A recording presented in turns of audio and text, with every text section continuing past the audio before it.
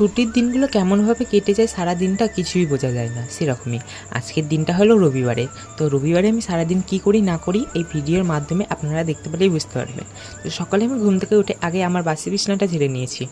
এটা আমার ঘরের রুম, এখানে আমি একাই ঘুমাই, সেই কারণে আমি একাই ঝেড়ে নিই। আর এদিকে দেখো গপু ভাই এখানে ঘুমিয়ে আছে, সেই কারণে আমি আগে ফ্রেশ হয়ে নিই, তারপরে গপু ভাইকে ঘুম থেকে তুলবো। দেন এদিকে পুজো দেওয়া কমপ্লিট হয়ে গেছে। তারপরে এদিকে এসে দেখি ফুল রাধা মাধবের সেবার জন্য ফুল চলে এসছে। তো ফুলটা কে দিয়েছে? পাশের বাড়ি এক দিদা প্রত্যেক দিনই সকালবেলায় উঠে আমাকে ফুল দিয়েছে।